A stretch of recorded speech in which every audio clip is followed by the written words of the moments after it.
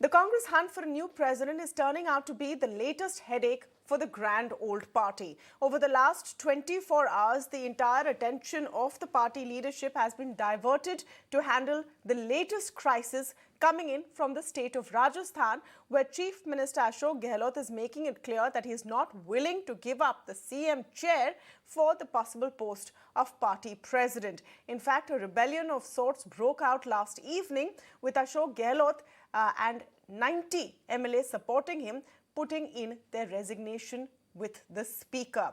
The top brass of the Congress leadership and their crisis managers have now been sent to really handle this latest problem that is brewing. What's behind this is, of course, the age-old rivalry between Ashok Gehlot and Deputy Chief Minister in Rajasthan, Sachin Pilot. The idea seemed to be that if Ashok Gehlot became Congress president, Sachin Pilot would take on as Chief Minister, as he was promised a long time ago. But this is not something the majority of MLAs, up to 90 of them, want in Rajasthan, and it's not something that Gehlot is willing to let happen. In fact, if reports are to be believed, Ashok Gehlot has made it clear that if he becomes Congress president, he wants his proxy or his loyalist to be the Chief Minister of Rajasthan. What do we make of this latest crisis hitting the Congress party? And then the bigger question, is there a man management problem here? Is this basically an inability to handle your top leaders? And what does this tell us about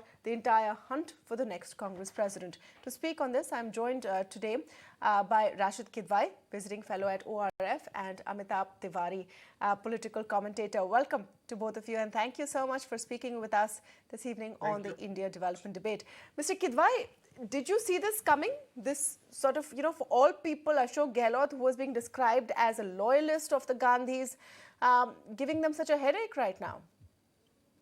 Tamanna, no, I don't think anybody in the Congress had anticipated it, because it was very clear from the day one why Mr. Ashok Gehlot was chosen for the high office of the Congress president, because the Congress leadership wanted a political settlement in Rajasthan. That was the reason. There were many contenders are there. One or the other contender would come now in place of Mr. Gehlot if things really go out of the hand. So the long and short of it was that Mr. Gehlot will become Congress president. It was communicated to him by Sonia Gandhi, by Rahul Gandhi. To be fair to Mr. Gehlot did bring the subject of Rajasthan when he met Sonia Gandhi on 23rd of August, and recently when he met Rahul Gandhi in Kochi. Both times that Sonia and Rahul had told him that not to bother, they will take care of Rajasthan, they being Congress leadership. So it was assumed that while Mr. Gehlot would get a chance to be the Congress president, he would have no hand in choice of his successor, and the Gandhis would decide it as per their kind of, political roadmap. And Mr. Sachin Pilot was seen as someone who had worked very hard between 2014 to 18, who was architect of 2018, who could become the chief minister in 2018, and he had revolted also, and then he was tamed, and then he had promised, he became a loyalist. So it was a thing to reward him, because in Congress' scheme of things, Rajasthan would be a gone case unless Mr. Sachin Pilot leads from the front. So this was a scenario. I think Congress was seeing that this was a foolproof script. On the one hand, Mr. Rahul Gandhi was finding some traction in Yatra. On the other hand, a non-Gandhi, a person like Mr. Ashok Gehlot would be Congress president. But suddenly yesterday, everything went horribly wrong.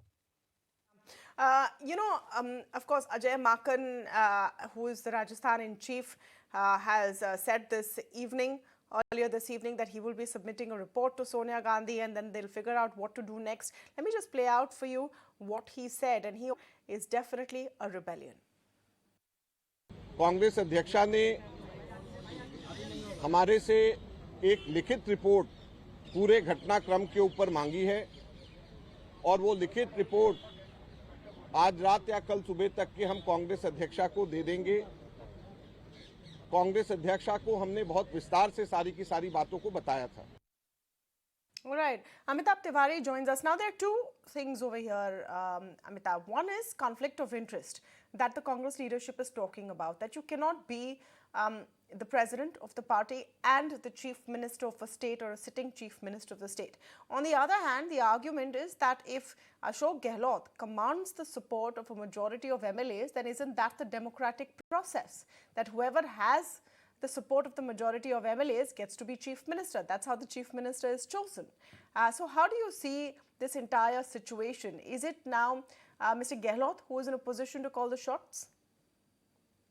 See, basically, a simple thing has been made complex, as Rasheed ji has put in an article today. The conflict of interest position will arise when he becomes the president of the Congress. At one side, Congress and the Gandhi family is portraying that this is a free and fair election and they are neutral. But by asking for the resignation of Ashok Gehlot or by holding a CLP meeting to determine a new leader or his successor, it is showing that the organizational poles are fixed. So it's a contradictory. Number one. Number two, I think there is a trust factor here. Ashok Gehlot, whatever said and done, is not a loyalist per se.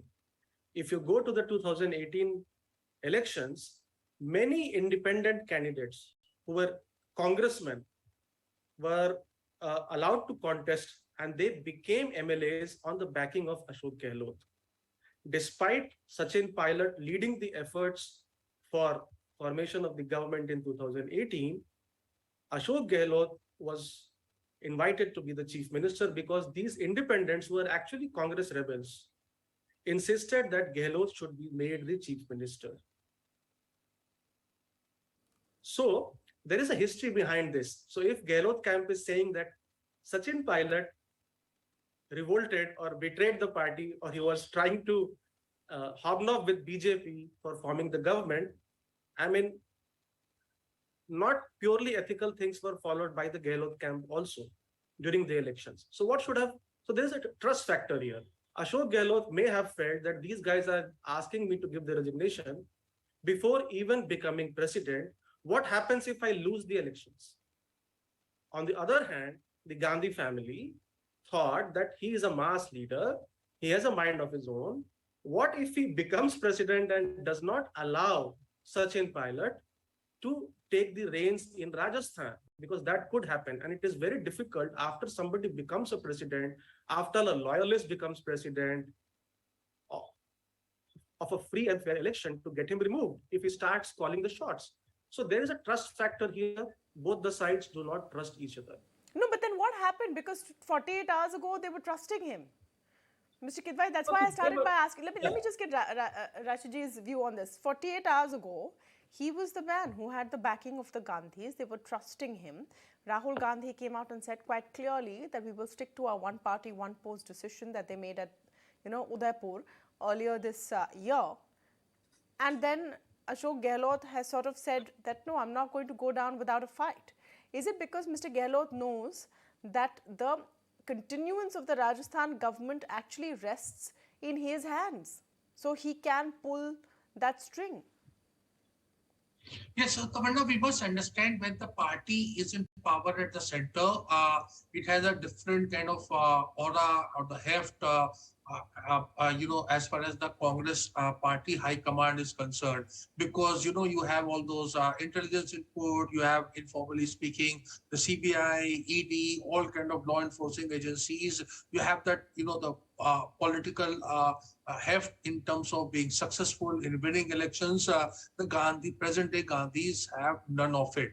And so there was the realization that if Mr. Gehlot becomes Congress president, what Ajay Maken was saying, conflict of interest, so he would have an undue advantage of being a candidate in the election and a chief minister who can influence some, 400 plus voters from Rajasthan and in other states. So that's the technicality. And so they thought that let's deal with this issue, that let's make him resign and have a successor in place so that Mr. Gehlot, and more administratively speaking also, the, Rajasthan Secretariat has not been functioning for last 10 years because, for 10 days because of this uncertainty, and this Congress election would have continued till October 17th or 19th. So there was very little work, administrative work that's happening. And as we know, the chief minister is actually a central piece in the state administration. So all these things were taken in account. But Mr. Gehlot turned out to be a very different man. And, he just, the way it happened, just for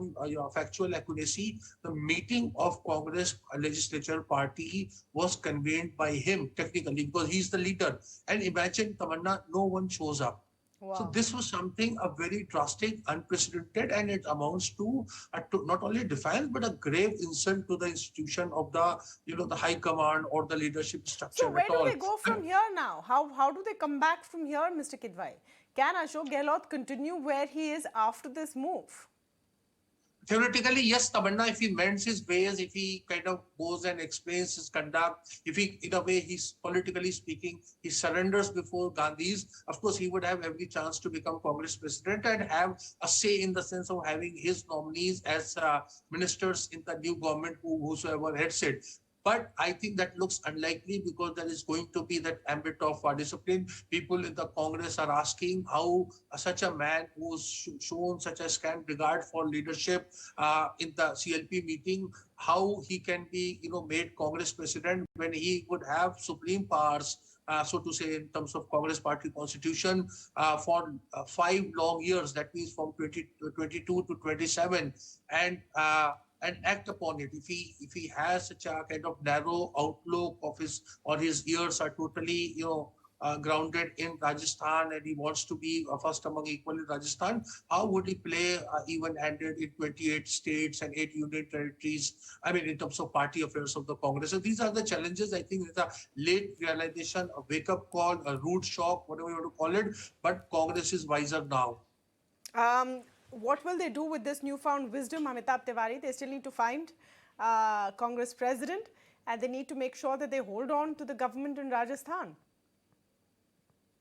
See, they have backup in Kamal Nath or Digvijay Singh, or even they might decide to back Shashi Tharoor as the president of the party. So they have some backups for the president post. Now what happens is the party is in power in only 2 states now, which is Rajasthan and Gujarat. Sorry, Rajasthan and Chhattisgarh. And with this episode, it seems that if they do not have some sort of patch up with Ashok Gehlot, then this government longevity also comes in question. However, since Ashok Gehlot already has some 82 people with him and he's a Jadugar, and he also has, and he can gather 10-20 MLAs from Vasundhara camp if the need arises. Now, what has happened is that you said what happened in the last 48 hours. As per my sources, Ashok Gehlot ji went to Sonia Gandhi ji and she said that we'll stay neutral and you should file for the presidency. Go and meet Rahul. So he flew down to Kochi and met Rahul there. Rahul said, we have decided that you will take the position in Delhi and Sachin Pilot will take the position in the state. So see, the authority of the Congress leadership has weakened because of the losses. There is a mass leader who is being tutored by a junior that we have decided, number one. So there is some ego issue here. Number two, Sachin Pilot does not, Ashok Gehlot does not want Sachin Pilot to be the chief minister because he also has a son whose political career he has to look after. And if Sachin Pilot becomes the chief minister, this is the fear he has instilled in the other MLAs and leaders that their careers are over because he's fairly young. Like he occupied the CM chair for the past 30 years. If Sachin Pilot today becomes the leader or the face of the Congress, then the Shripi Joshis and the Dhariwals, etc., can never dream to be chief minister. So this sort of thing he has used to convince the MLAs.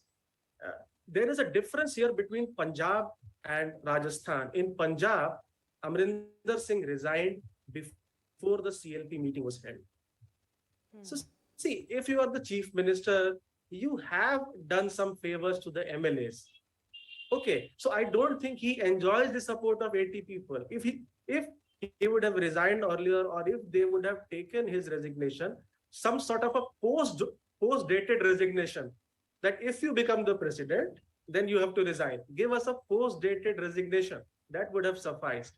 And after a person leaves the kursi, then some of these MLAs could have abided by the decision of the High Command. And Rahul Gandhi, if you see his philosophy, his battle is ideological in that sense, and he would not mind letting go of another government. I'm telling you this because there is only 1 year left, and Sachin is the face of the party, so he must bet on the man who is going to now be the face of Congress in So Rajasthan. will Rahul Gandhi prevail or will Ashok Gehlot prevail?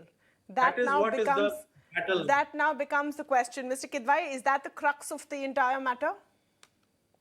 I think it's far more serious. I think it's about whether Ashok Gehlot remains defiant. Tamanna, we know that two states and two political situations cannot be compared. But what happened when Amrinder Singh was asked to resign and a CLP meeting was called? Not a single MLA sided with Amrinder Singh. Amrinder Singh then subsequently, of course, left the Congress and now he's joined the BJP. I think the similar thing may happen with Mr. Ashok Gehlot also. That support that he's talking about, the figure of 88 or 102 or 92, is very superficial. The moment Congress MLAs would realize that he is no longer a favorite of Gandhi's or party high command, this support base would start thinning down. Remember, everyone would need that hand symbol to contest the next assembly election, and the MLAs are very wary of it in that count. So, and of course, there are caste consideration, there are other things. I fear and apprehend that if Mr. Ashok Gehlot, doesn't mend his ways, there'll be a case of falling between two stools, in the sense that he would immediately lose that the office of Congress president, which was there for him, and in a few weeks' time or a couple of months later, he may cease to be a chief minister of Rajasthan. So this is a scenario that he is staring at. Absolutely. It's going to be an interesting story to watch. And at the end of the day, like I said, it comes down to, in a sense, HR issues. How do you build leadership while keeping all your top next-gen leaders happy? It's something companies struggle with, and it's clearly something the Grand Old Party and India's largest opposition party is also struggling with. Thank you so much, Rasheed Kidwai, Amitabh Tewari. Always a pleasure to speak with you. Thank you. Thank you.